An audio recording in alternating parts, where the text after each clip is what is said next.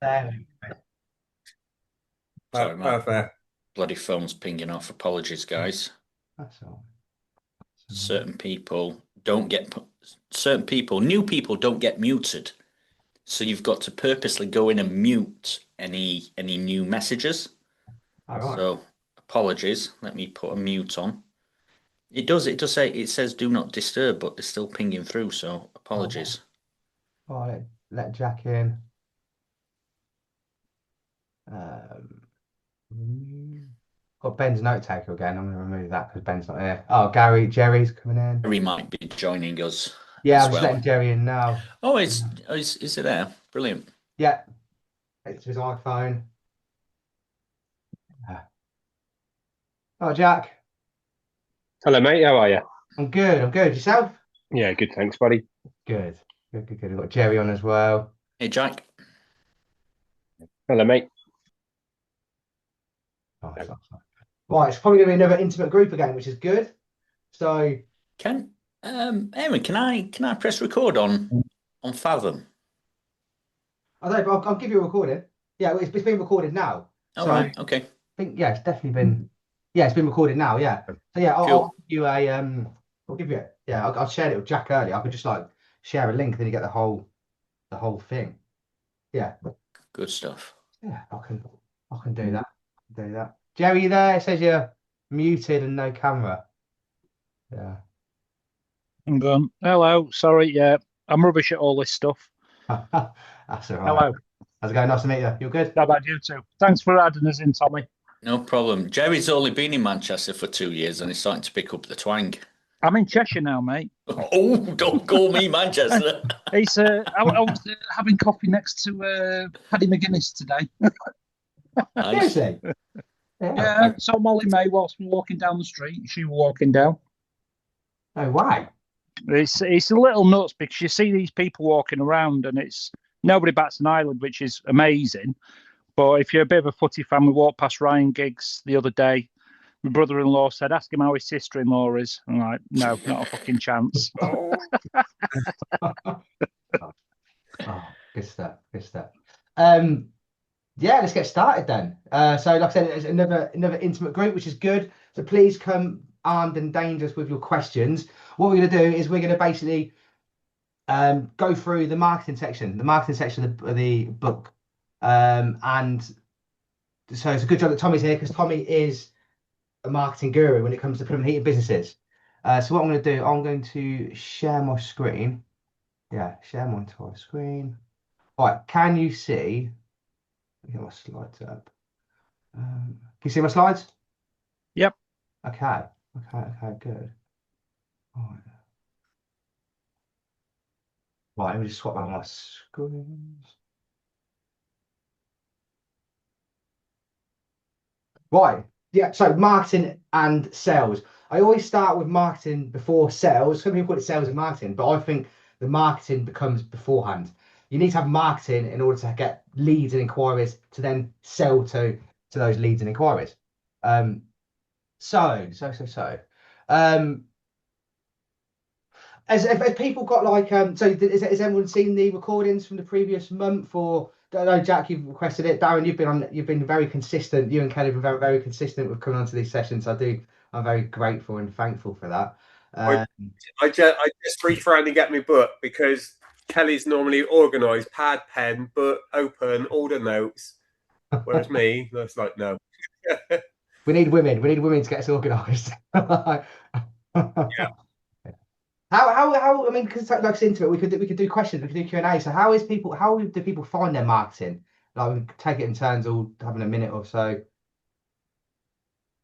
I think because because I'm in such like a coastal area. Well, I'm in a coastal area, like I'm right on the coast. If you drew a 20-mile radius around me, I'd say 70% of it is ocean. So like we're like quite sort of where, and if I'm honest, like I've got away with not marketing that much. Like it's a lot of word of mouth. I think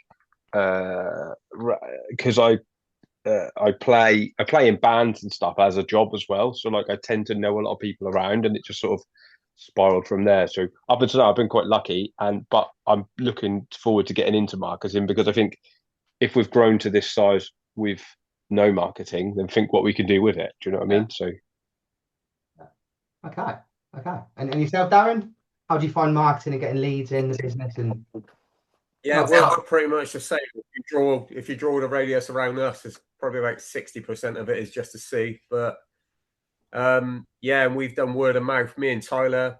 But now we got Zach, the apprentice. He's nearly qualified. He'll be qualified within the next 2 months. nice. And obviously we got Kelly in the office. So two of us and an apprentice has to find 4 people's wages.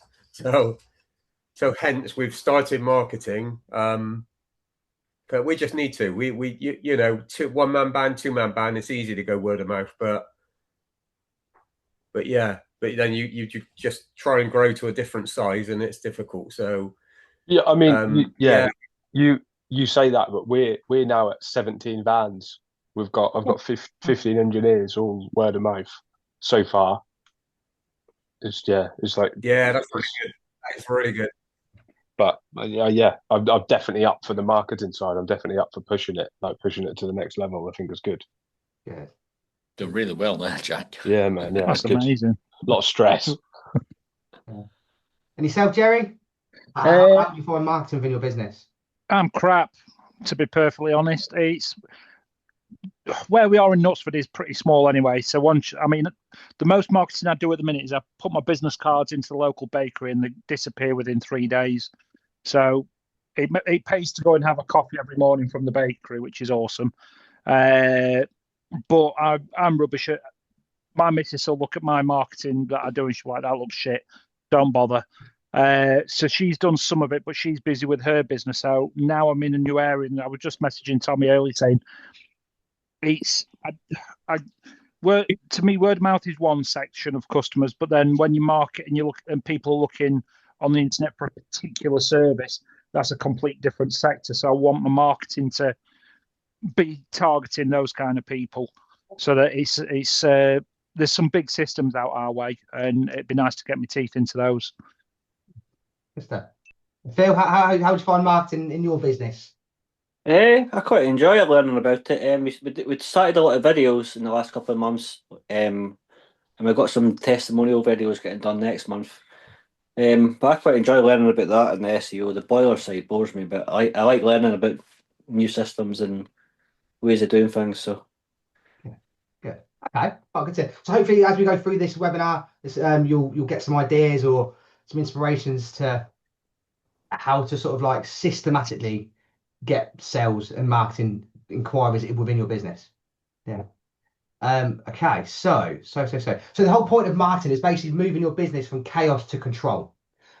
We've covered the 9 drivers of profit in previous cohorts, where I said, look, if you're running a business, there's not just 2 ways to make profit in your business, i.e. increase sales or cut costs. There's actually 9 drivers. So when we look at the marketing and sales department, we're going to be looking at the drivers 3, 4, and 5. So number 3 is basically getting more sales leads. So this is your inquiries. This is getting people into the business, like the people picking up the phone, emailing you, commenting on your social medias. That's if you get more of those inquiries, what will then happen is that they can then hopefully convert, so driver 4 into sales leads. So you need the inquiries to then convert into sales. And also part of marketing is getting customers to spend more. I always like say an example. It's all well and good getting someone to buy a boiler, but can you get them to then spend more? I.e., what can you upgrade? Can you do, I don't know, I'm not a plumber, so can you do the radiators? Can you do something else? Can you add in the TRVs? Like what else can you do to get customers to spend more? And that also comes from marketing. If you just install a boiler and say thank you, do you know what I mean? Like commission it and see you later. That like your marketing doesn't and shouldn't stop there. So if you have systems within your business which sort of like maybe leave a leaflet there, or in Jerry's, for instance, leave business cards there and say that please hand these out to other friends and family, what you're doing is you just automatically putting systems into your business which helps customers first of all get more leads out there and also spend more. So going on to the point of like leaving a brochure or a 1-page flyer, let people know what you do. Like we all install boilers, but what else do you do? Like, what can you do on the plumbing side? What can you do on the gas side? What can you do on just whatever the renewable side? If the customers don't know what you do, they can't. They're not going to ask you to do something because they don't know you do it, and therefore they'll go to your competitors or they'll go to someone else to do a service which you might do. So there's always like food for thought, and you can put these systems easily in place within your business. So you make it systematic. I know that on Service Mate, after you've done a job, you can have like a checklist, where the engineer ticks off a load of things which they do or they've done. But at the end of it, you can say, have you left some marketing material? Have you left a brochure? Have you asked an inquiry? Have you done this? Put the systems within your business to make sure that the nine drivers of profit are automatically hit. Yeah. So, um, sales, the marketing and sales really matter within your business. So, in all the previous like cohorts we've done, we've smashed out the operational side of your business. We've smashed out the finance side. So now you've got those areas sort of covered and under control, if you like. You're now in a place to sort of really expand your business. And the way you expand your business is via marketing, is by putting yourself out there. And when I say putting yourself out there, there is in front of your ideal clients, is in front of the people that you serve. So the whole point of marketing is to build a business or systems within your business to make sure that growth is predictable and it's not accidental. When you run a business which is based on referrals, it's very like hit or miss.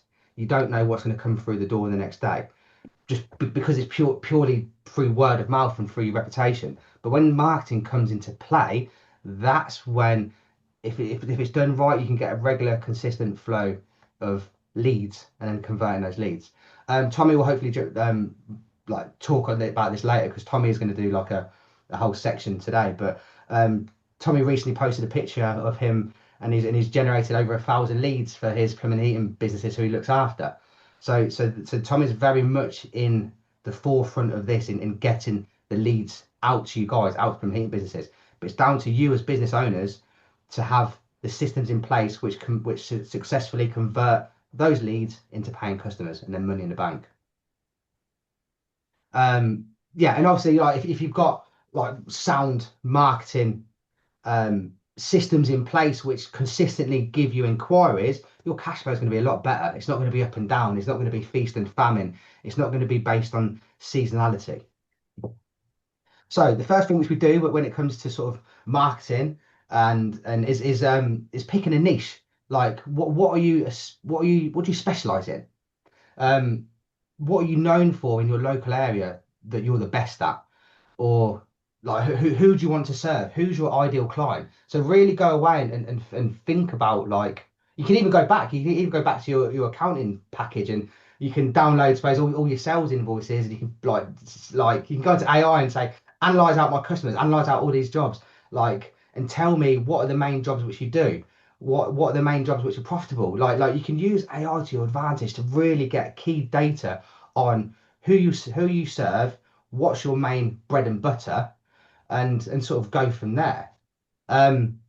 So talking about niche, I'm going to pick on Tommy again. I know Tommy's got like a plumbing and heating business, and your niche, Tommy, was servicing boilers. It was literally MOT. You come to his business to get a boiler service. Like, yeah. We started off actually as a boiler installation business, and when we grew up to, I mean, Jerry was still in Sheffield at this point. Yep. When we grew to 500-600 customers, that's when the thinking kind of changed to wanting a smaller team of people. And I was looking at the future and kind of thinking, I want a backup plan for me to look after me and my family. And I was just doing the maths at the time, and 500 or 600 customers, just paying for a boiler service on its own. I was thinking that'll look after me without needing the staff. So that's when we started to change more towards the boiler servicing side of it. And if that was the thinking like 7 or 8 years ago, I kind of wish that I'd have focused on that earlier, on the boiler servicing, not the installation side of it. But there's no two businesses that are the same, and I think we just need to make that absolutely clear. Don't follow any one person's plan. It's what's right for you. But what I will go into in this presentation is potentially what you think is right for you might be more difficult once you actually start looking at the planning, and you really need someone to be honest with you. That's the problem. It's either businesses guiding the marketing and saying this is what I want, and marketing companies saying, well, if that's what you want, you can pay me to do it, whether they can achieve it or not. Or it's on the other side, marketers that are just saying, just give me whatever money is available. I think it's really, really important to know, well, what is your local market? If 70% of what's around you is C, that may change what you do. But yeah, let's when you're ready, mate, I'll do a few more. It. Oh yeah, tell. Yeah, do you want to take the reins now if you want? Yeah. So if you share your. I do a share. Yeah. Yeah, I think you just boot me off. Right, do I boot you off? Right, I've got to. I'll click stop sharing, and then you can take the reins. Right, just bear with me whilst I try to figure out why Zoom always does this when we're in Zoom. I need to see where that button is. There we go. And can you guys see that attract, sell, keep? Yeah. Yes, mate. Multi-speaker. Gallery, that'll have to do. So I can see you guys. And track sell keep is over on the right side. Okay, guys. So I'm kind of mixing and matching some of the older material that I've done in the past and kind of refreshing it with like all the experience from the last couple of years. The backstory is I had a plumbing. I started off as a plumber. Got my gas. Quickly started figuring out how to use SEO and websites to get lots of boiler installations. I built to a team of 7. At our peak, we were installing 150 to 180 boilers a year, and that was pretty consistent for about 5 or 6 years before I started to change my plans on what I wanted to do in the future. I then started writing training books for the industry. Ideal Boilers give me a big fat check to do this. Valent also give me a big fat check to do something similar. And then lockdown happened, which kind of changed everybody's worlds. We moved our online training we moved our bums on seats training that we delivered for Ideal and Valent to, well, we need to go online. And kind of out the back end of lockdown, I decided we're delivering all this training, but the majority of people are then coming back to us and saying, I don't have the time to act on this training, or I've gone off and paid someone a shitload of money and I'm not getting any results. So in 2022, I decided, almost 4 years ago now, I decided to set up a marketing company just for plumbing and heating engineers. Originally, the company was Cornerstone Content Studios, which sounds a bit of a mouthful, and I rebranded about 3 years ago to Digital Toolbank. So that's a bit of a backstory. Let me get into it. So attract, sell, keep. Well, oh bloody hell, Aaron, do you just give me a second because my camera's going to be doing my nutting if it keeps on doing this over and over. Cool. Yeah. Okay. So, just give me a second. Can you cover me for a moment? Yeah, cool. Yeah. So Tom is a very good friend. When I moved to Sheffield, he literally lived around the corner from me, and I didn't. And then I was walking on the street down the street one time. And I got and he walked up and goes, "Excuse me, mate, are you the bloke who wrote a book for plumbers?" I'm like, "Yeah, who are you?" type of thing. Yes, it's transpired that Tommy's got like a big Facebook group and a big Facebook following, and he looks after plumbers from a business development and marketing perspective. So him being a neighbour when I'm a specialist accountant that looks after plumbers, and he looks after plumbers from that front. We become like very, very good friends, and we're actually off to the pub straight after this. We're off to the pub to play some pool, and we tend to put the industry to right whenever we meet up and have a beer and what have you. But Tommy's written a foreword. Tommy's had a lot of contribution to the book. He's written a foreword, and he's got about 5 or 6 other chapters within the book, mainly in the marketing front. So that's why this is ideal for Tommy to be on today and talk about Awesome. his Track, sell, keep. framework. Yeah. Tracked, sell, keep. Just a note on this, because when you look at a lot of marketing, and arguably a lot of marketing that's not focused on our industry, it's all about the sale. It's all about the sales funnel, which if you look on the left hand side of the logo, the triangle that's pointing downwards is like a funnel. But my thinking on it, can we see an arrow floating around? We can't see an arrow on the presentation. No. No. Okay, No problem. So yeah, the top left hand side is like your typical funnel. But my argument on this is, but once you've sold to somebody, once they've dropped down the bottom of your funnel, really you want to keep them, and hence the bottom triangle being more like a renewable side of it. It's just a forever going round circle.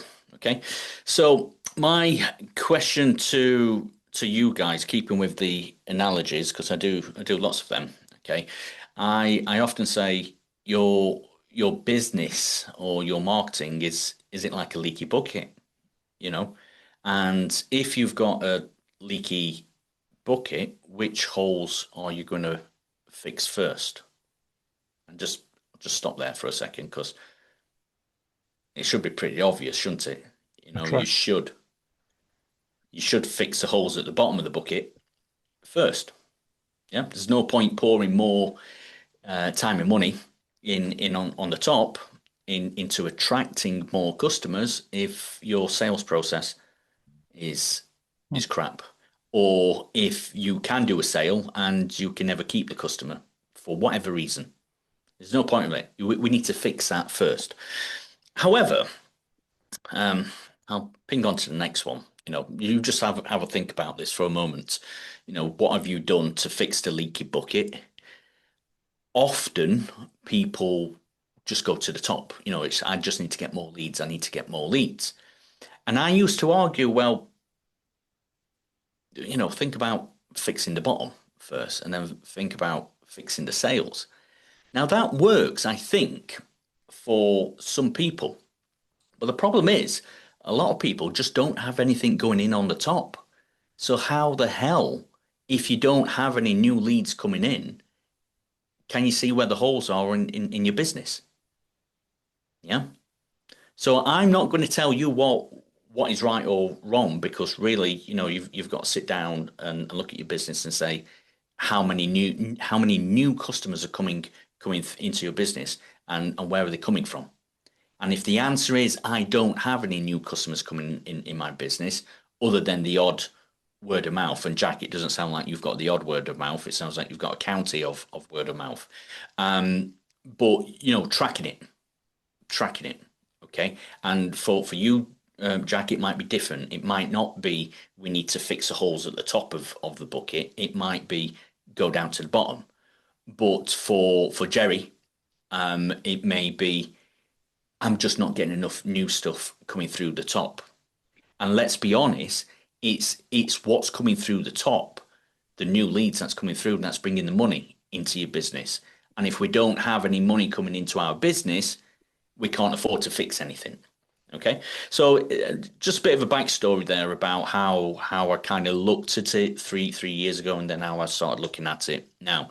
Now this screen, you've really got to look closely at this screen. So it took me 2 hours to build about 2 summers ago, right? It's showing like all the different areas that you can go in your business to improve on the attract, or to improve on the sale, or to improve on the keep. We start off on the left hand side, which is like the little green bands, and the little green bands are the basics, or the things that can be done without much cost. Okay, the blue is kind of stepping up to not just the basics, the things that you really should be investing into. And then when you move over to the purple, that's really more pro end, and it's getting really expensive. You know, like we can see top right hand side, we've got display ads, digital ads, PPC, Facebook ads, paying for paid leads, you know, paying for Boiler Guide, for instance, £30, £40 per lead. Yes, that might give you quick, fast leads, but all what you're doing is passing a shitload of the profit of your business to Boiler Guide. And you've missed out on them nice, easy green wins on the left-hand side. That is all going to contribute to you being a more profitable business. Okay. So then it gets me thinking. Tommy, do you want to explain to me what's a 3D website?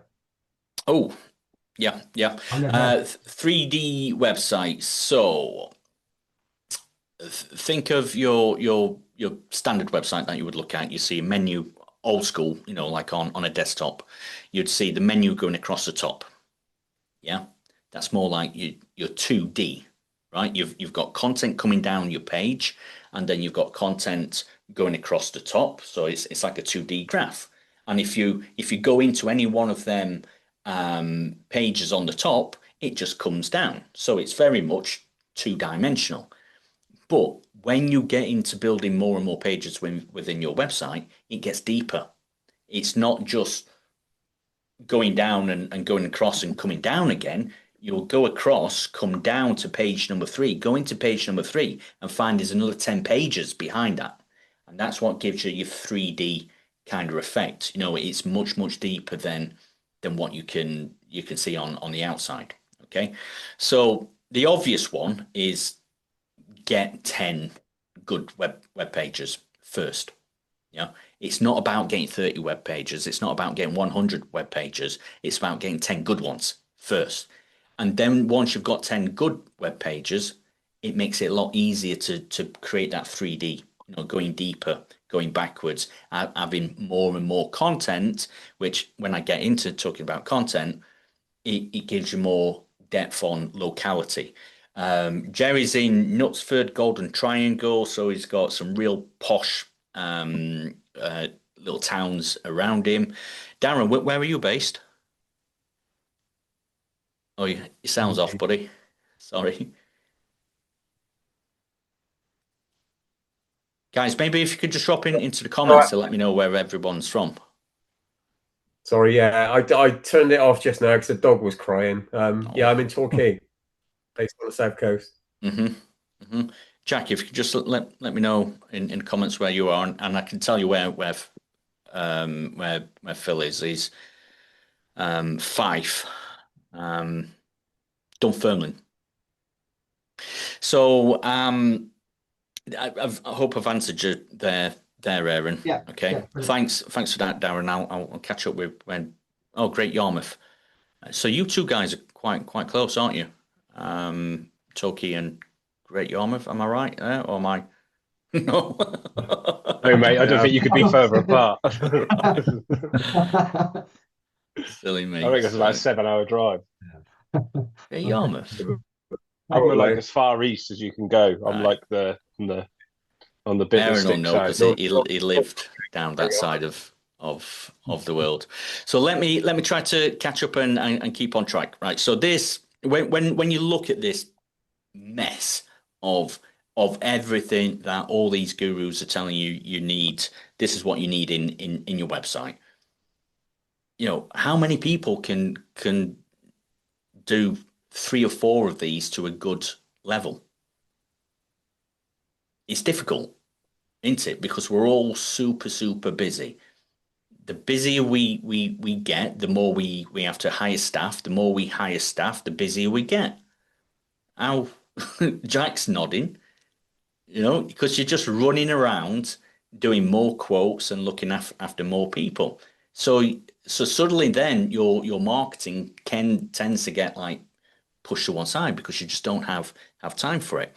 So I started thinking a few years ago, what type of software would help do this. As you can see in the bottom right hand side, and it's just a shame I can't put a mouse over this.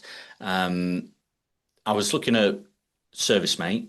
I was looking at Simpro, Commusoft, Payaka, because my involvement with Payaka a few years ago, and the trade CRM, your average trade CRM, is just to keep your customers.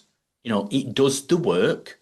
The word is CRM, customer relationship management. There's nothing sales in CRM. Yeah. Or other people call it a job management system.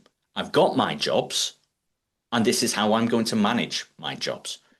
But none of it comes over into sales.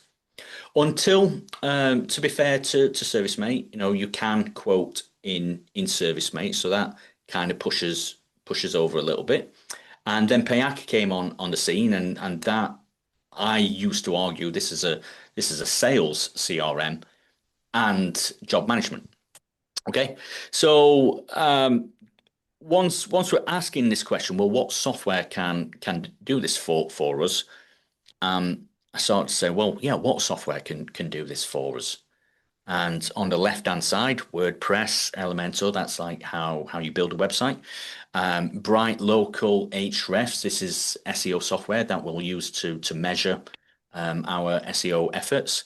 Sprout and Buffer is a little bit old school now, but that's how we would use social media to schedule out our social media posts across different platforms. PPC, and let's just call it social media marketing. You will have tools for that. And we go on and on of all these other tools that you would piece together, you know, a little bit of this, a little bit of that to improve on your sales, on your marketing, and on your sales. So then, you know, I'm giving you a bit of a history here of how long I was looking at and like putting the pieces together in my head of what is it that's missing for our industry. I was writing the training courses. I was writing about all these different things, but I was thinking, surely there's got to be a simple solution for people. And this is where I came round with sales platform. That's what we need is a sales platform, one piece of software that can help do all this. Now, I'm sure enough of you have been on social media for the last couple of years, so you'll see that there's Go High Level, people in every industry. And to some extent, I do think that Go High Level is a marketing and sales platform. But it's not built for small local businesses. It's built as a sales platform for any business. And you can sell courses on there. You can sell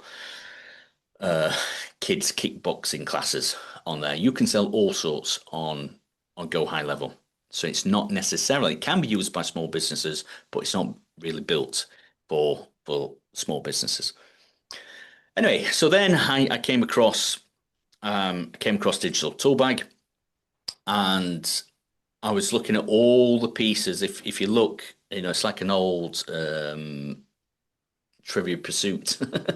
if everyone's played Trivia Pursuit in the past, them little slots that go in there, and in the upper third on the right, we've got SEO. That was always my strong point. I understood SEO. I understood getting people in the local market to find my business and to call us. Then the obvious one is social media, which I do think that social media has got a place. It depends what it is that you're selling.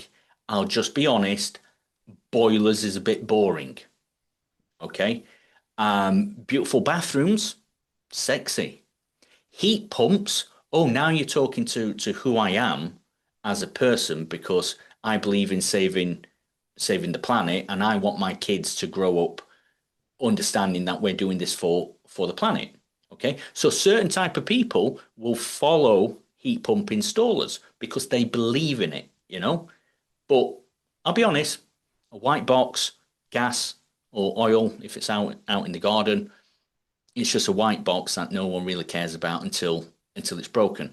So, and I know Jerry's done all right on social medias, but I'm just giving you a bit of a broad stroke here, Jerry. Yeah, no. Social media, it depends. It depends what it is that you're selling. The third one down, it's ads.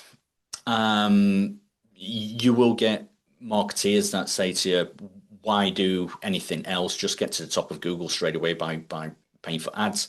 I do think that works to some extent, but in our industry, you'll hear the stories. There's been so many people that have been burnt by doing that. You know, you're basically building a sales funnel. Your business is just a sales funnel. When if you ever get to the point that you're selling your business, you're just selling a sales funnel because all what you're doing is paying Google or paying Meta to drive business towards your business. And as soon as Google or Meta changes the algorithm on how they want to display them ads, it really changes your business. Now, all them first three there, if you look at the fourth one down, that's content.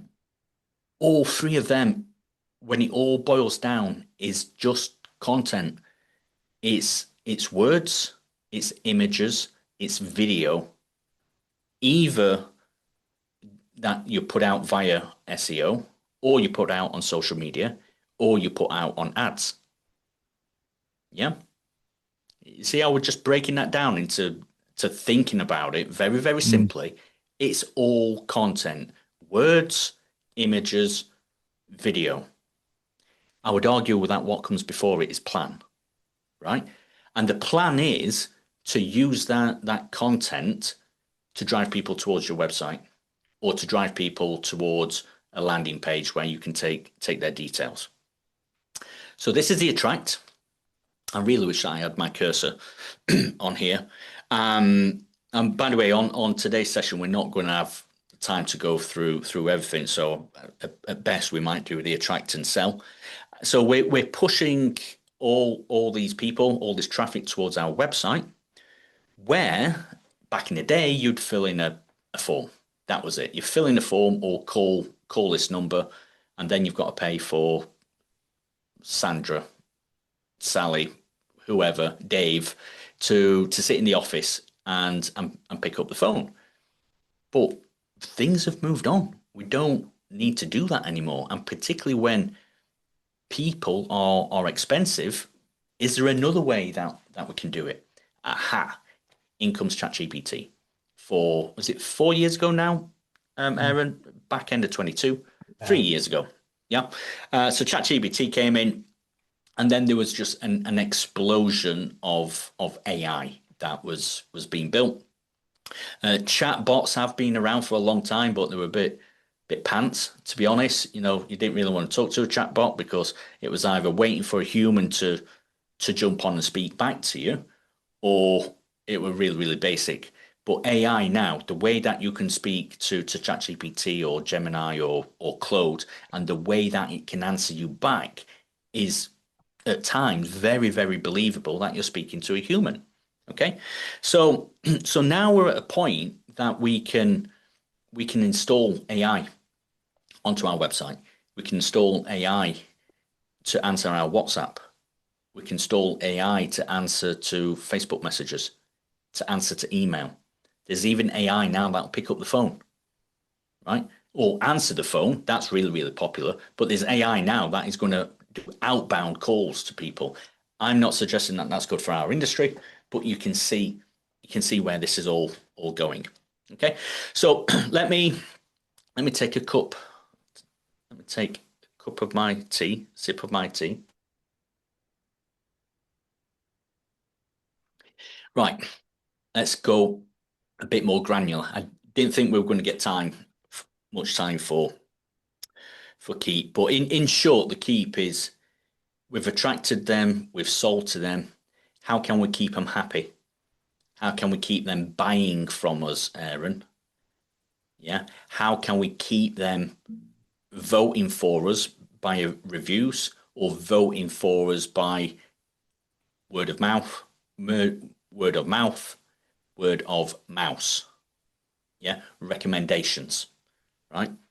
How can we use email marketing to just remind them, hey, we're still in your life. We're still your trusted heating engineers. We're still your plumbers.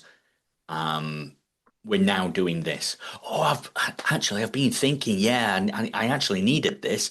Or Sue down the road was actually telling me that she needed something, and this email's just dropped into my inbox and reminded me that you guys are really cool. Okay, that's the keep. So, right, let's get a bit more granular. Back end of November. No, actually, last summer we started building out these sales platforms and actually putting the data through the system. And this screenshot was back end of November.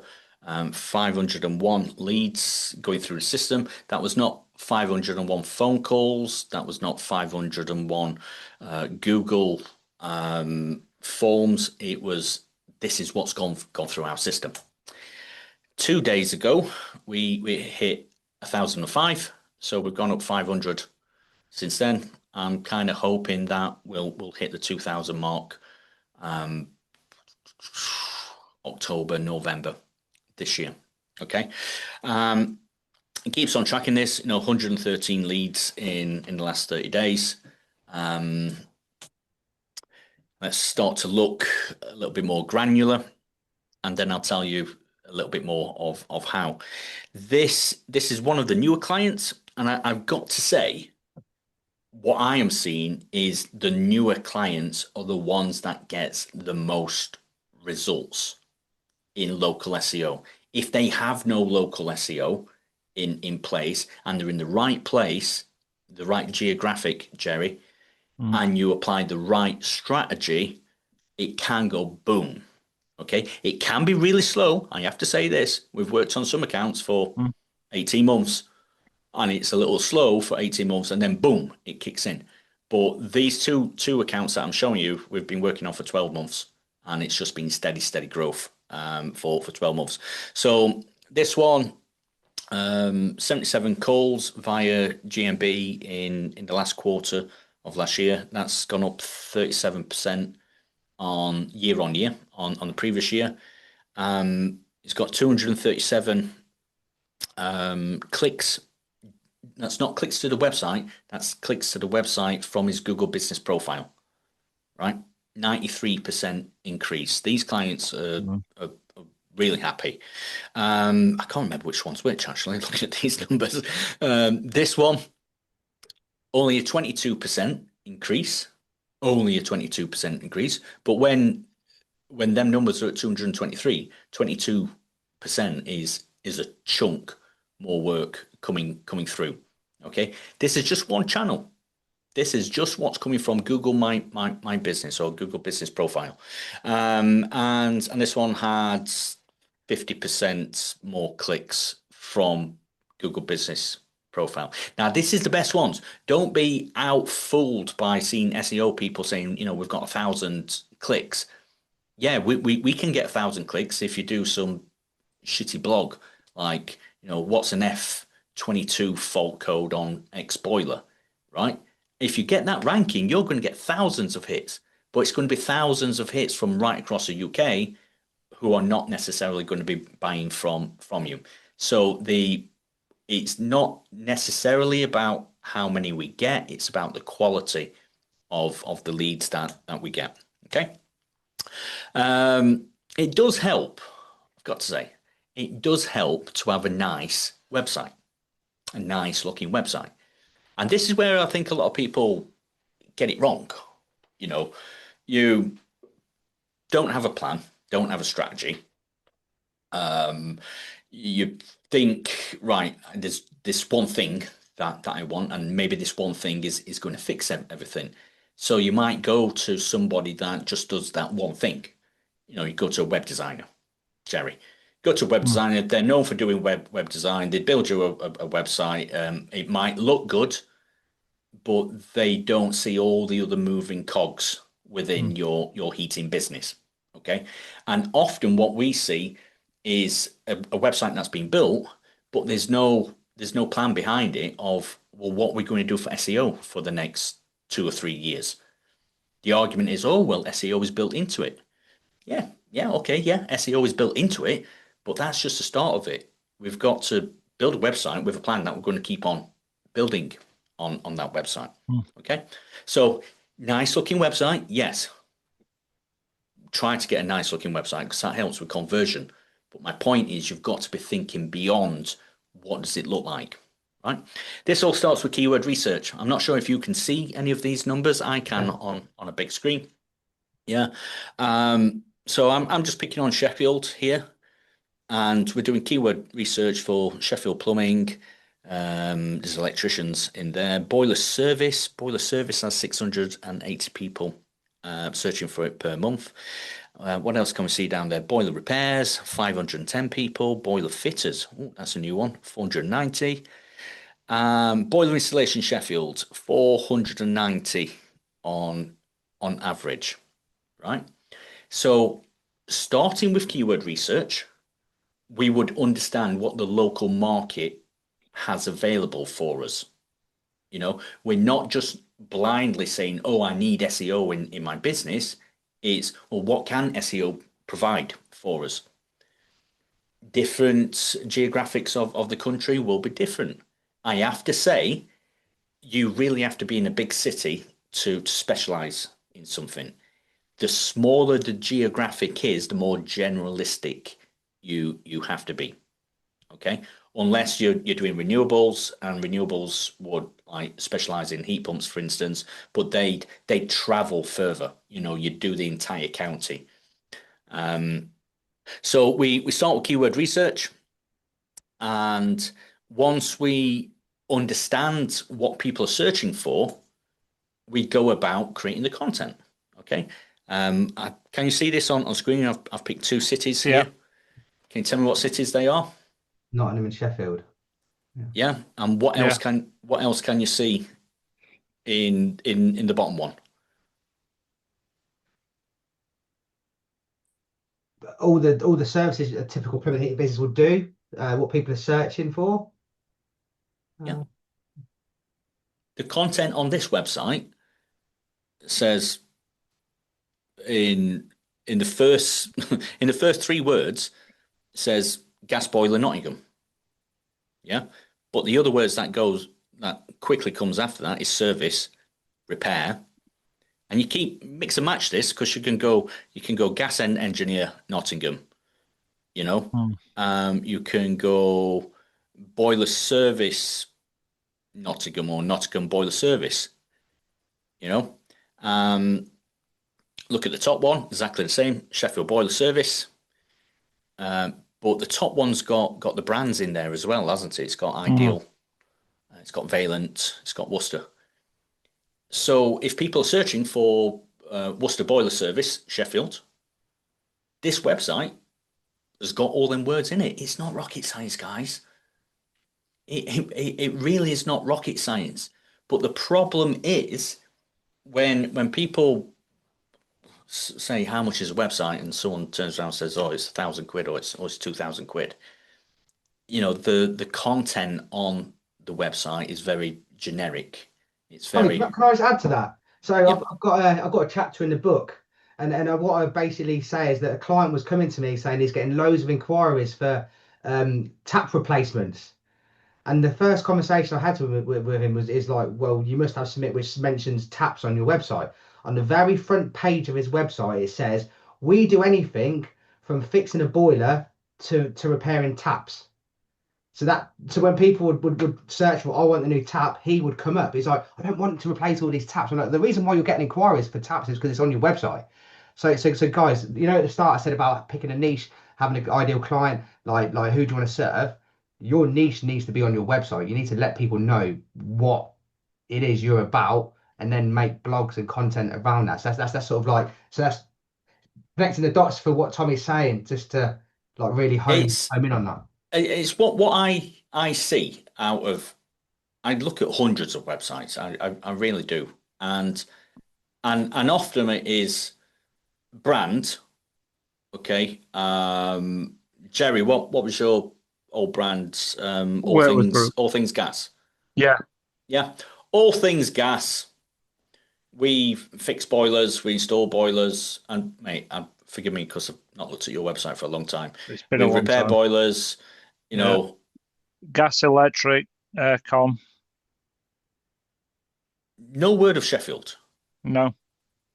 And Jeremy, I'm not picking on No, you. no, It's just no. you're on the call, so I'm using you as Yeah, an yeah. example. No, go for it. This is what I see time and time and time again. Now, if you don't want to brand your business, Phil, as Fife Heating, if you don't want to brand the business as the Geographic, you've at least got to absolutely smash the shit out of the content on your website that says 5 all the way through. Because then when the rest of the content says boilers, heat pumps, aircon, electrics, Jerry, Yeah.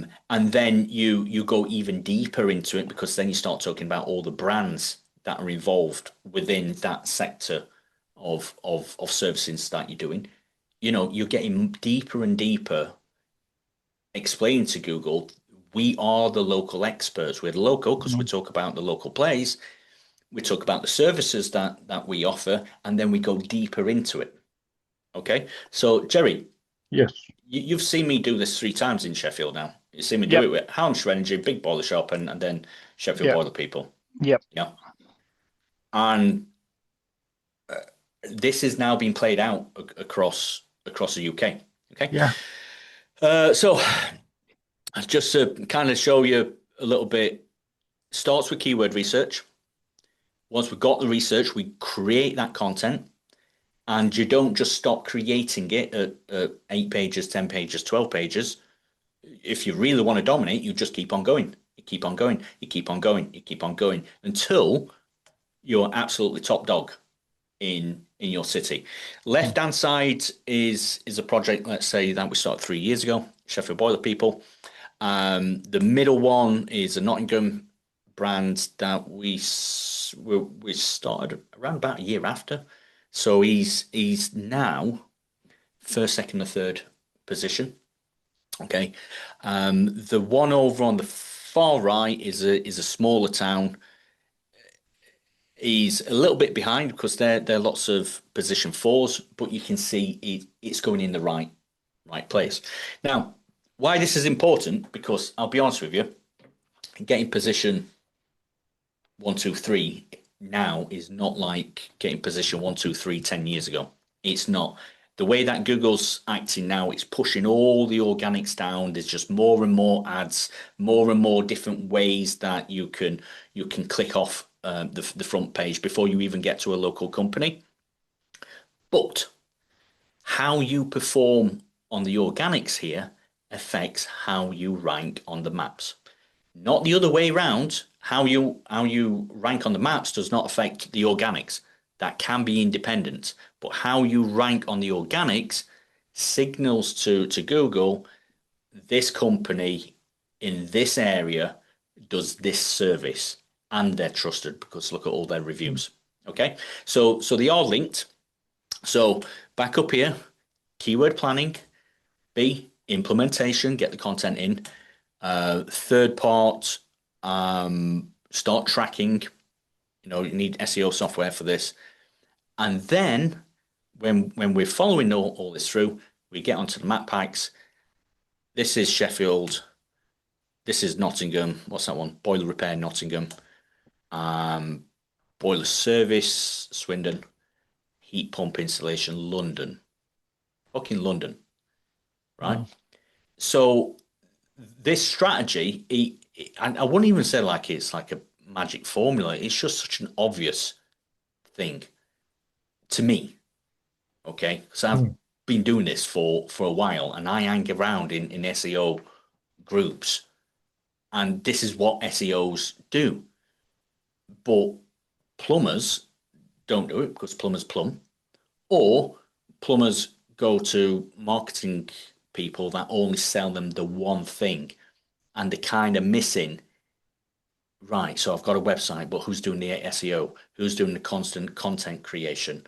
Are we going to do any videos? Okay, so attract, sell, keep. I think my next one, very, very quickly. How much time have we got, Aaron? 10 minutes or so. Yeah. 10, 15 minutes. Okay, let me kind of blast through this. So moving into the next section, sell. Once we've done all this, we've got us website ranking. We're letting ChatGPT and Gemini know that we are the local brand. It's not all about Google anymore. Okay, so this starts driving traffic towards your website. And if you can remember, well, what happens after people get to your website? Is it just phone this number? Yeah, for some businesses, if you can afford office staff. But what happens when the office staff leaves at 5 o'clock? What happens when it's Saturday or Sunday or you're on holiday? Or the staff's on holiday. Right, AI receptionist. This hands down was the biggest development for us last year. I started off installing an AI receptionist on Sheffield Boiler People last January. Tested it out for a good 3 or 4 months before we started putting it into clients into their platforms. Okay, and that's where we start tracking the leads coming through this system.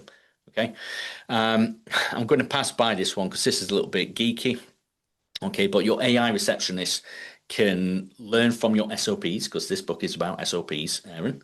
Yeah, we can learn from the SOPs. It captures leads. It pre-qualifies just like somebody picking up the phone. It sets an expectation of 5-star customer service, because when someone's talking to an AI on a Saturday night and the AI is answering every single question that person has, and the AI is saying a member of the team will call you back on Monday. Oh, right, this looks like a proper business. Maybe they're not going to be fishing around looking for the next person that can't answer the phone on Sunday. Okay, it helps existing customers 24/7. If you can see on my camera, yep. Perhaps you want to get a little magnet up with a QR code attached to WhatsApp. And then the customer has a problem with their boiler, they hit WhatsApp, and AI receptionist is ready and waiting 24/7 to speak to your customer and say, oh, that F, whatever fault, yeah, that's low pressure, if they didn't know that one already. Okay. AI receptionist can cover your evenings and weekends, lets you go on holiday. It can access the CRM information. It can even access the internet if you want to. We've done this. Go off and find some information. We can't serve that customer, so go and find the information to help that customer out. Okay. It can even book appointments if you want to let it do that. We don't, but it's there. I'm blasting through this really, really quickly because this Aaron was at an event that we did 6 weeks ago. And these are some of the slides from 6 weeks ago, kind of showing you, look, this business, this is a Swindon one actually, 133 phone calls via Google Maps in a 90-day period. All the rest of that is what's going through the system. All them web forms, different web forms, one for contact, one for service, one for new boiler, web form for heat pumps. The web chat does not separate out what type of work that is, unfortunately. But when you look at that 58 number compared to the 286 leads, that's 20% of all inquiries started with an AI. So just let that kind of sink in. That's where we are now at the start of all this. 20% of all your leads could be covered by an AI answering that question when you can't. Okay, it goes on. This one. Look at the green light, the green arrow down the bottom, because this one is only attached to web chat. This client hasn't attached other formats, i.e. WhatsApp or email. This one has attached Facebook, because they do get leads via Facebook, and they have attached WhatsApp. 211 leads, 19% of them starts with an AI. Okay, that's not gone up. This one, I can't remember why I kept this one in there. 13% of leads, but this guy gets a lot of heat pump inquiries, right? Think about it. A heat pump inquiry that could be worth 15 grand, 20 grand. In fact, I saw one of these AIs. It was 2 plant rooms in churches. Not one church plant room, 2. From the same AI chat that happened one weekend. That just could be worth absolute mega money. And that was one of that 13% that got answered. Okay. This one's a good one. Wow. 48% of inquiries started on WhatsApp. Now, the difference on this client is he doesn't really have much attract. He doesn't have many new customers contacting him. But what he did is he attached his WhatsApp to the AI receptionist, and all his existing customers are WhatsApping in. So his existing customers are being dealt with whilst he's, under a boiler. Ours, for the record, was 31%. We get a lot of new customers coming through, but we've hooked up everything. We've got the WhatsApp, we've got the Facebook, we've got the email attached into that. Okay, so let's see how much more we've got. In short, the whole point of the presentation we're doing a few weeks ago was get the AI receptionist installed, attach it to WhatsApp, everywhere you can put WhatsApp, attach it onto your website, and link up your Facebook and email to it. Okay, that's an idea of Phil. Phil's on here. That's an idea for Phil. So very, very briefly, a couple of more minutes to kind of talk you through where this is all going. I focused 22.5 on the AI receptionist. Where this is going now in 22.6, and if Phil gets time to turn on his microphone and hear what he's doing, we're now building out agents AI to do all sorts of stuff within our business. Okay, this is the sales part of our business. Okay, can we create a quoting assistant live on the website? If you can train an AI how to welcome a customer like a receptionist, you can train an AI to get rid of the tire kickers. If you want to talk about price, we can talk about price. Okay, can be programmed. Content creator, everyone's had ChatGPT for a couple of years. That ChatGPT can create content, but can it distribute the content on your social media? That's here and now. It can be done. What's this one? SEO analysis. That one's coming soon. What else we got down here? Content creator. We've already done that one. Kind of jump forward. Service plan manager. I want to hear from Phil. Phil, turn on your mic if you can hear us.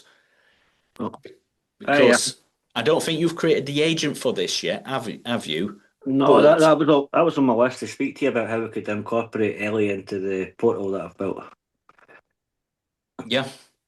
Well, it's that part of it's totally possible, but what's on screen here, Phil, is the same technology. It doesn't have to be Alex. Alex is the AI receptionist, everybody. It can be a different worker with a different task. Okay? It's all about programming the AI. This is your job. This is all the information that you need in order to do this job. Phil has gone off and built a service plan portal.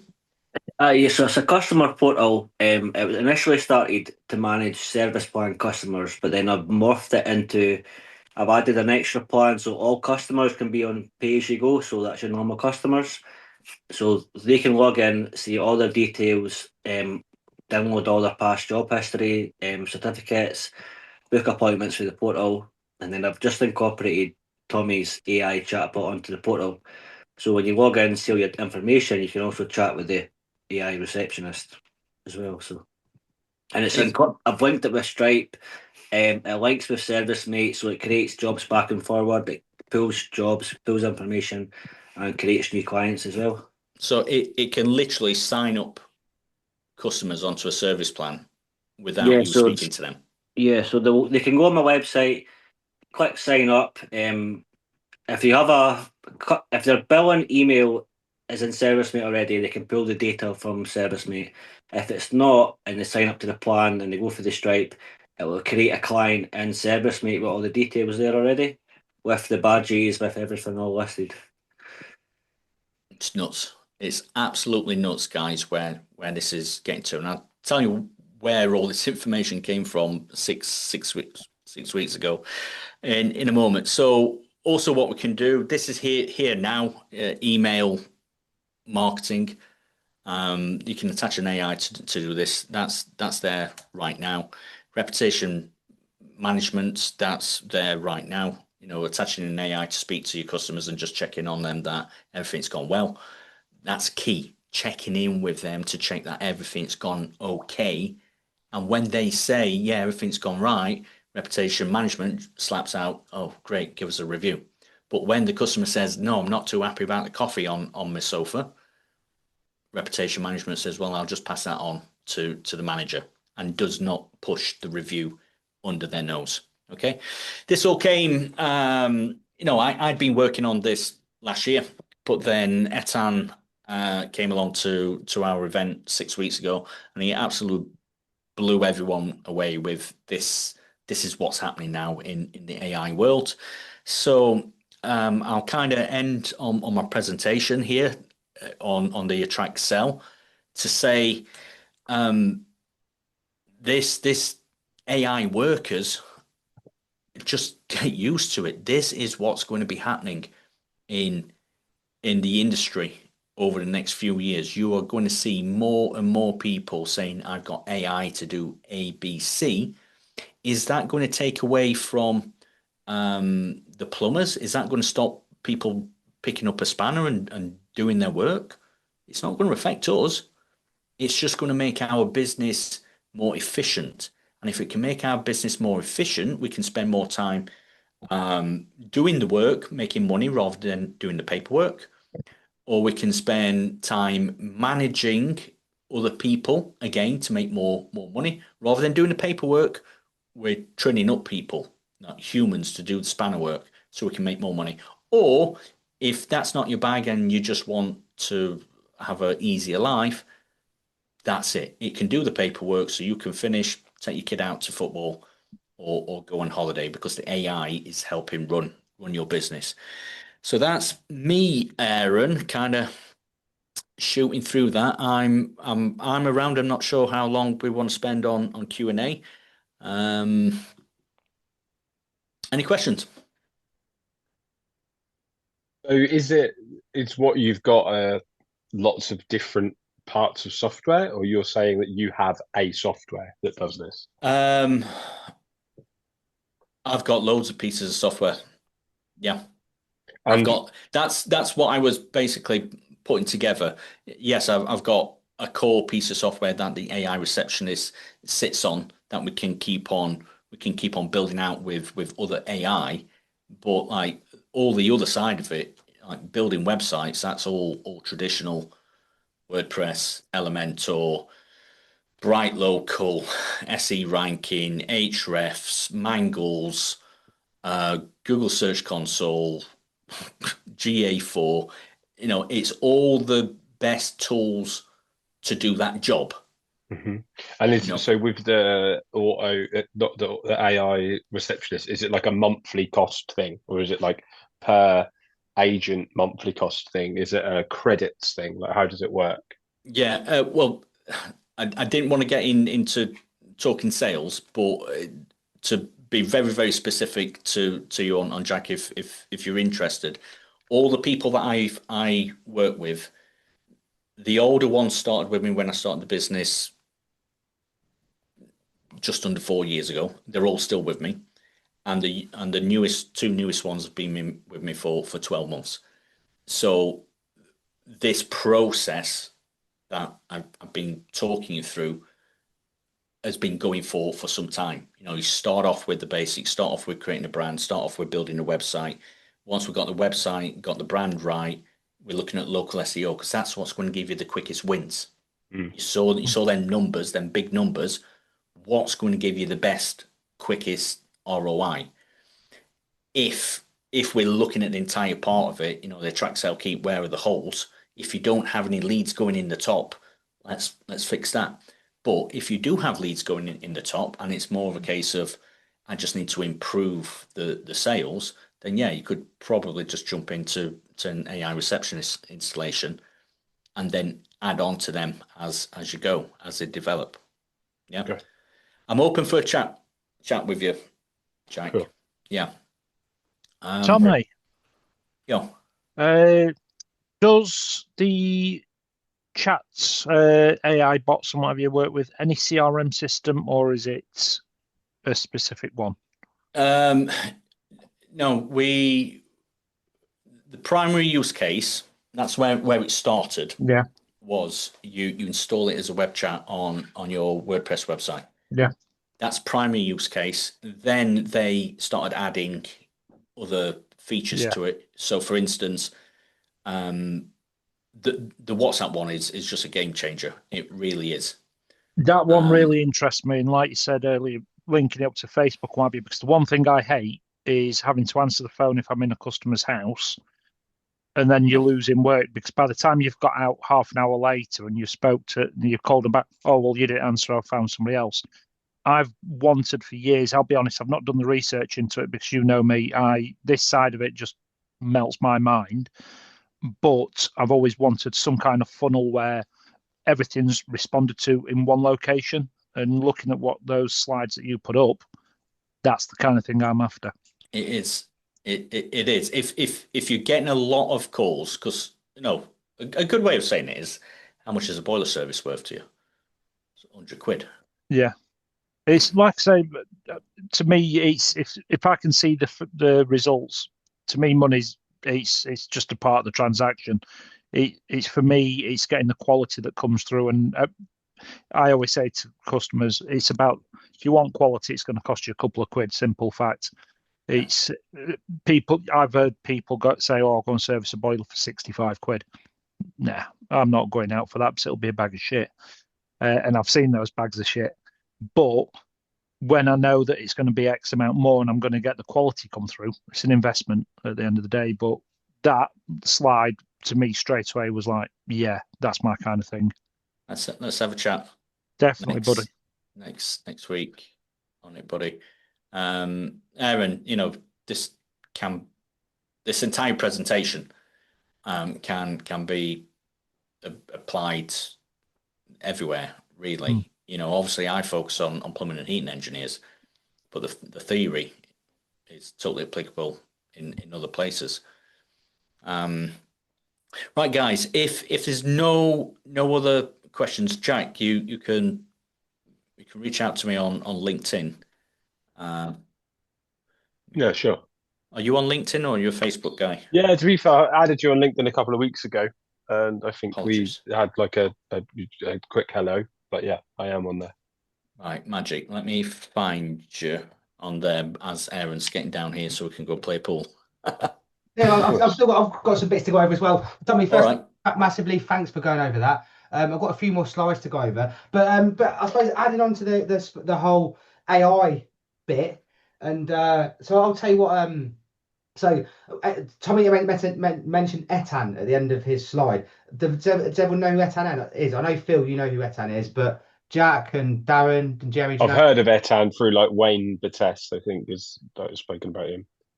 Yeah, Darren, do you know who Etan is? Hang on mute. But basically, yeah, I know again through Wayne Bettis, and I did notice somehow he knows a cousin of mine who lives in Bristol, and I don't know how. So, okay, but yeah, apparently they used to live together at some stage. But all right, Sound. But yeah, I know he is. So Etan's big on AI, and was so at the end of January we had a massive AI workshop, if you like, and he showed us a load of tools which were going on, and it sort of made me think. So obviously you've all got the book. That's why we're on this webinar. But I wrote the book, so I've got the book in PDF but format, if you like. So what I've done is I've put my book through AI, and I've basically said to it, please produce every SOP and every resource relating to this book. So my gift for you lot next month, if you like, or next cohort is once you leave me a review on the book, I'll share that with you. I'll share the every resource, every SOP which is mentioned in the book, and it'll be white labeled, so you can just go away and do what you want with it. Yeah. Yeah, nice. It's like it's good, it's powerful. Do you know what I mean? But something like that, like yeah, I'm all about systems, all about the 9 drivers of profit. To me, that's like doing 10 minutes work, or doing something for 10 minutes, and giving you the resources which you can then repeat and regurgitate and reuse and deploy in your business. So another thing I suppose going on that Thomas points and AI and stuff like that. I'm big on prompts in my business. If you go into ChatGTP or you go into Claude or whatever, you can create prompts, you can create templates. So for example, the first book, if you're big on the bronze, silver, gold for producing quotes, you can have like all the templates in a prompt. So when someone does go and ask for a quote, you can easily just spin out quotes in no time at all, but based on everything in the book.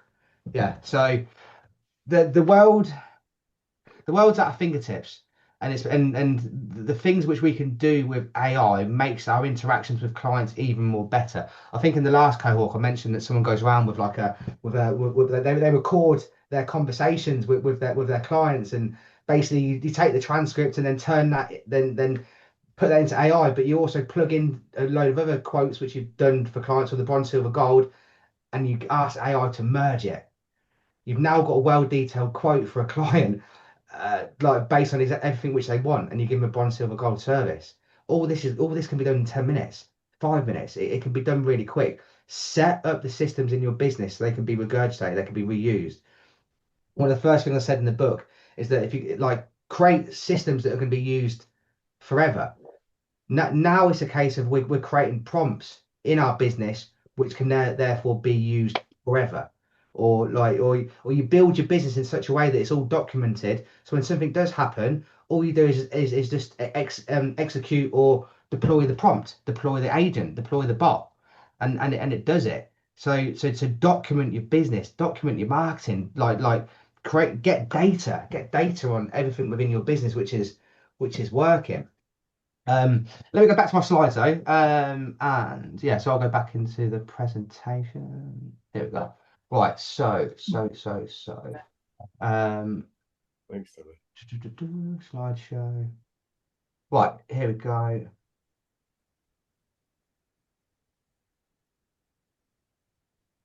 Right, so Tommy's touched on this already. Let's put a few as the types of marketing.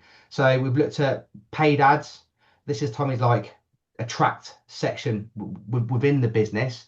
I won't go over this because a lot of it's been like Tommy's covered. But one thing which I do need to say about marketing is another analogy. It's like see marketing as a tap. If you run in the tap, you're turning it on. So like, i.e., like you're opening up your business to take in leads, take on business if you like. But that tap should be constantly running. You don't want to be turning the tap off and then because you're busy, and then turn it back on when you're quiet. The idea of marketing is to have the tap on but constantly running. So in order to have it constantly running, you need to have 3 or 4 different, I suppose, areas in your business which are bringing in the leads.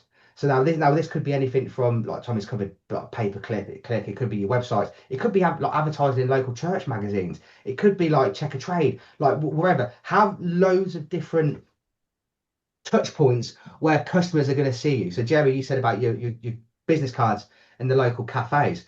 Good. That's one touch point. What's the next one? What's the next one? What's the next one? Like if your aim within business is to, I suppose, grow it and be busy and build something which is bigger than yourself, you need the consistent flows of leads coming in. And the websites is a very big part of that. But there's older generations and younger generations that might be using some like different technology within their lives where you want to be in their face. And by being in their face, they'll hopefully reach out to you when something happens in their home, which they therefore need your services for. One thing I do really need to say is we touched on the IPO model in the book. So input, process, output. But what's really important is the last section of it, which is feedback.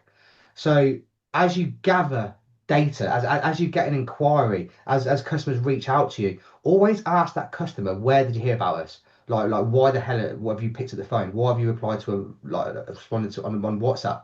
Why have you emailed? Ask your potential clients where they've found you.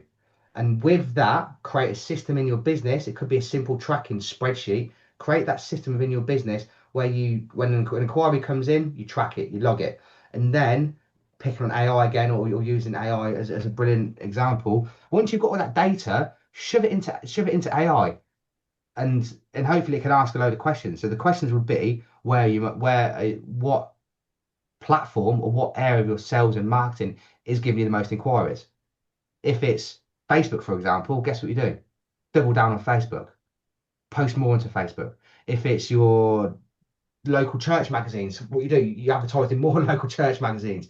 Data is key. Data is the feedback which you can then therefore use to drive decisions. And very famous quote is, what gets measured gets improved. But gone are the days where you need a data analyst. Like Tommy just said, all you need now is an agent or a prompt, which you feed the data into ChatGPT and it turns out and gives you the information which you need. But it's all well and good having that information. You need to act on that information. Can I just jump in on this? So back in the day when we used to do a lot of boilers, I think I was really good at this back then. Every 3 months, I'd go through every single, and old school this was on an A4 piece of paper. Okay, our quote survey. So even if we didn't quote on it, even if it was a telephone call which we declined, turn it back, we'd have plenty of data about what the work was, where it came from, what marketing channel, what type of customer they were, and I'd put them into 4 buckets: customer A, B, C, D, and I could track every 3 months, and I could look back at this data over like 3 years in the past, and it was uncanny how I could look at a customer and say, we've got a 20% chance of winning this job. Don't put much time into it. Okay. Oh, now the season's changed. We've got a 50% chance of winning this one. Okay, that one's worth it. Right. And it was just a numbers game. And honestly, when you've tracked that data for so long, you can do that sort of stuff. But now we've got AI. Yeah. You know? AI is the game changer. Yeah. A total and utter game changer. I suppose pick on prospects again, because we talk about the marketing section of your business. If you do get a prospect, in the book I talk about the 999 nurturing process. So if you do get an inquiry, make sure you reply back to them within 9 hours or 9 days if it's a heat pump. Or no, sorry. If it's like a really quick like repair or something like that, like have a systemized approach within your business to make sure that you are getting back to all of your inquiries. And again, this can be done by MailChimp or again using AI bots where you have prompts to say, look, an inquiry comes in or you've got their details, you send a quote out. Do you chase up on that quotes? Do you have automatic systems within your business which make sure that you are, I don't say nagging, but make sure that you're really like keeping in contact with that prospect?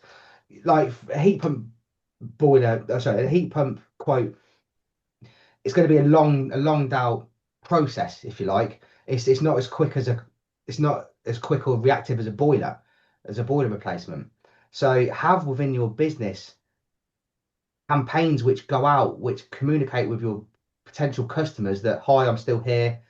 Like, and again, you can just easily just go into ChatGPT and just ask it for prompts, if you like, to or templates to contact customers based on the scenario.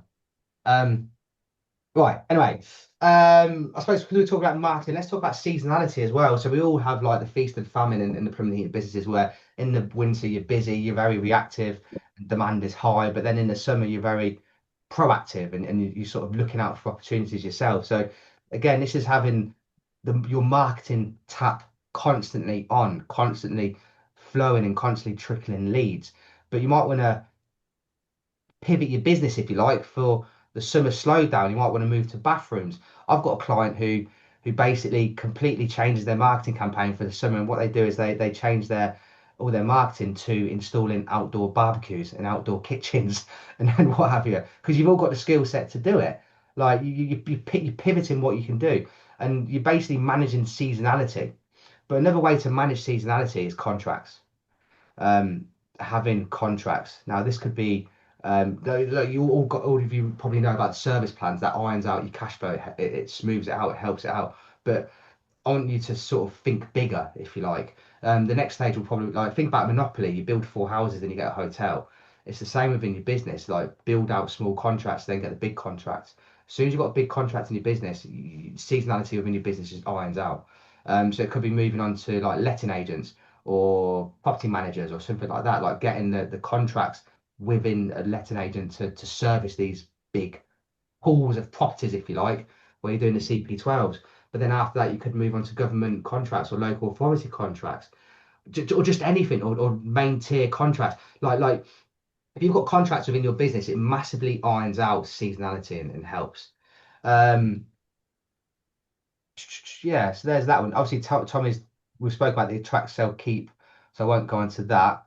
Um, I suppose Q&A.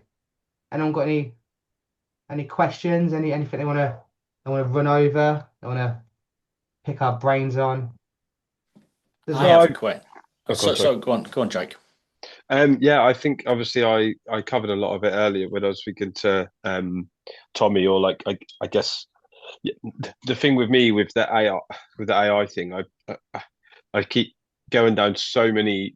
I keep going down the road and hitting so many crossroads and having so much information that I end up looping back on myself and just being back at square one is my kind of issue. So yeah, it's knowing where to look at. Maybe look at what I really want to do is start making processes of like AI and funnels, or not funnels, but what do you call it? Like say for example, you get a form that comes in and then it triggers to here, then it triggers to here, like a process, I guess. But it's just I just don't know where to start. Yeah, I'm going down the same rabbit hole at the minute. I've even asked Claude or ChatGPT to. I want to systemize my business. I'm currently doing this. What's the best softwares to use, i.e., automation? In regards to documenting the business, I've got that part sorted. Like I'm using Well to fully document our business, and I've done that with permanent businesses. But it's the automation. It's the this happens, then that happens is what I want. So I've gone down the rabbit hole of looking at make.com, make.com. Yeah. It's not easy. Yeah. Like so for example, because we're doing marketing, I've sort of created a workflow, if you like, that every month this agent goes onto my Google Analytics and pings me the Google report, so I know how my Google is working. Don't get me wrong, it's not worked. So Yeah. I'm sort of like, I know what I want. It's just making it work at the minute so that it's fully automated. Then that will just be one automation which will pop off. The next one will be, I don't know, automatic Facebook post or something like that. But I suppose that's where the agent comes in, but it is a minefield, and because I think AI has changed a lot in the sense of we have gone from talking to a chatbot or AI to now it's a case of getting AI to execute and do things. Because we're at the start of that, if you like. It's just trying to move into that and seeing how that can work. If I figure it out, Jack, I will I will let you know. But Nice. N8N is another one. So November 8, the number, then N is I've seen that as well. Yeah. tends to be another one. But I get the impression that these are made by coders and they understand what they're doing when I'm coming from an accounting background. Do you know what I mean? Like, yeah. Yeah. Yeah. Yeah, I it's mean, tricky, isn't it? Yeah. you got any input on, I suppose, that front? Is that a question for me or Phil? Yeah, I suppose Phil's a good one to answer that. Yeah, Phil, how are you getting on with Oh, automation? yeah, so I use the quad a lot after obviously spoke to Ethan. Sorry, I'm in a very rainy Scotland walking the dog. Um, whatever idea I come up with, I'd put it in the quad, and it would tell me, is it possible? Am I crazy? And it'll tell you how to go about doing it. There's a lot of trial and error, but Ethan had to say, and it was like you either build it or you buy it. And with the software, like with what quad is, you can basically build whatever you want. So I've built like an admin dashboard, a landlord portal, a customer portal, a custom service mate booking platform. So it is probably your world's your oyster. But yeah, I'm trying to automate it all now with NEN and pull data. But it's essentially just going into Claude or your AI, whatever your idea is for your business. It will say ask it, and it will say how if it's possible and how to do it. Yeah. And you just, but it is very time consuming. But when it works, yeah, And I guess you have like Claude Pro, do you? Are you paying for the Pro? yeah, I pay for the max version. So you get Quad Co-work, you get Quad Code. You sort of go between the two of them. But you use a lot of data, so the Quad Max was the best one to go for. That's what Ethan said. Go for the Max. Yeah. Okay. It is time I consuming, pal. But see when you see it in action, like what you can build, and you're not going to go and pay lots of different softwares for like something you can sort of build yourself. It is quite Yeah. impressive. Sure.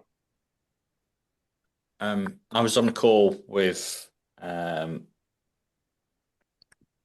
one of the members yesterday, I think it was, and he's not technical in any way, Aaron. No, he's a heating engineer.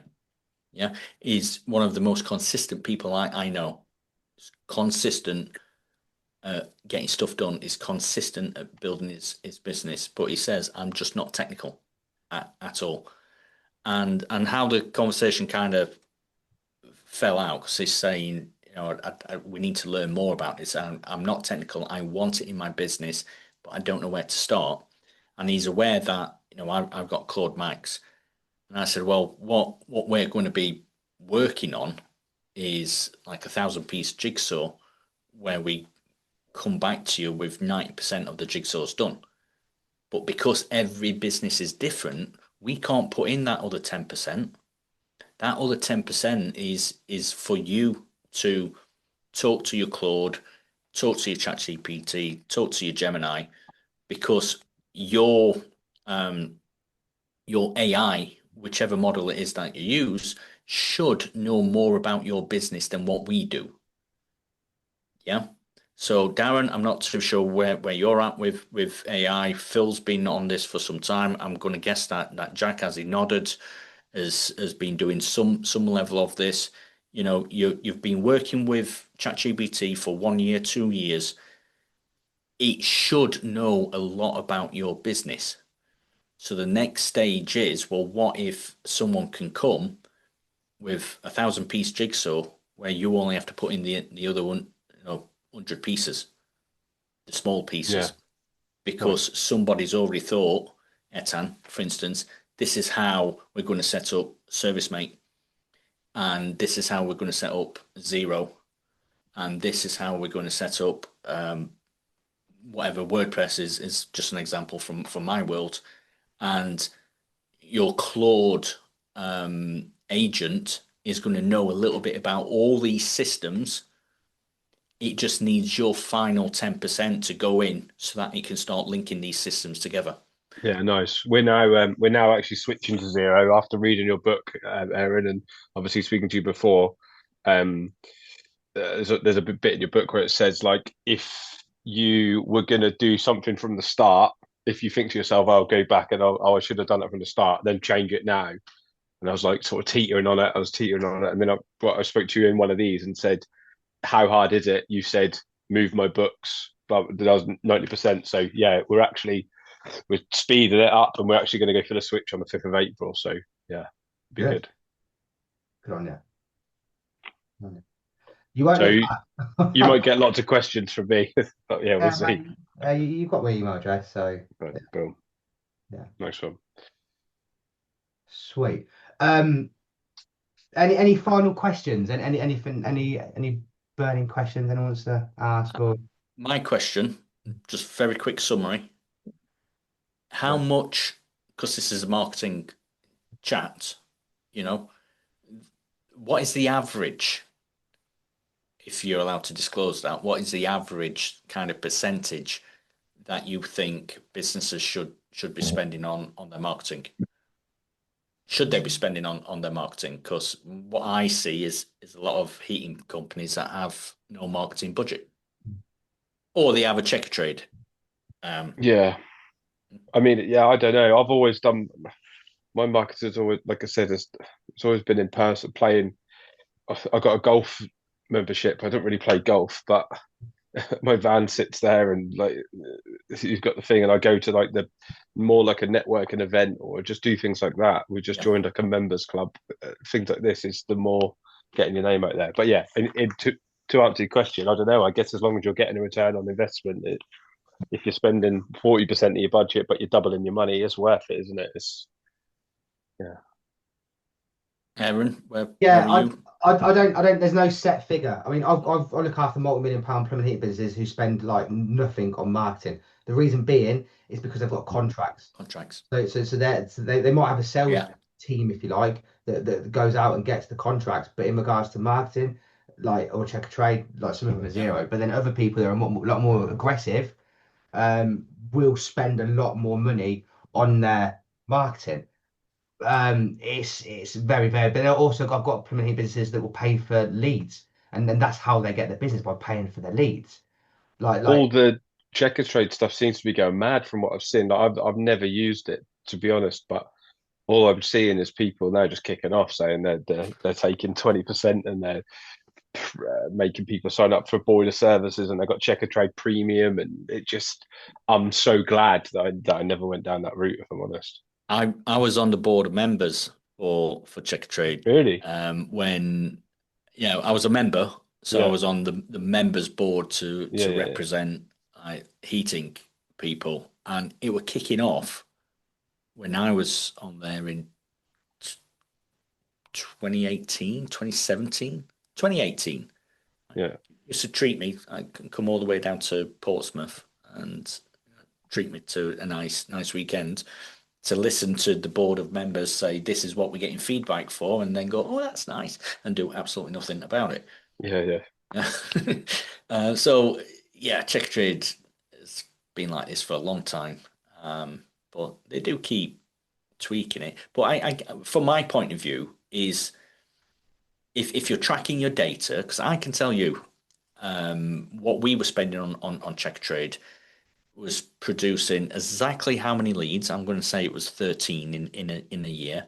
I'm going to tell you that costs £133 per confirmed customer. 133. I knew it because I was keeping a track on every lead that were coming through and where it came from and what it cost me. Now, when that was a boiler installation for 133 quid, all right, I'm not going to sniff at that. That's a nice transfer. But if people are not tracking the data, going back to what I was saying earlier on, you can spending tens of thousands of pounds in one direction and just not knowing whether it's giving you anything back. Yeah. But track it. You need to track it.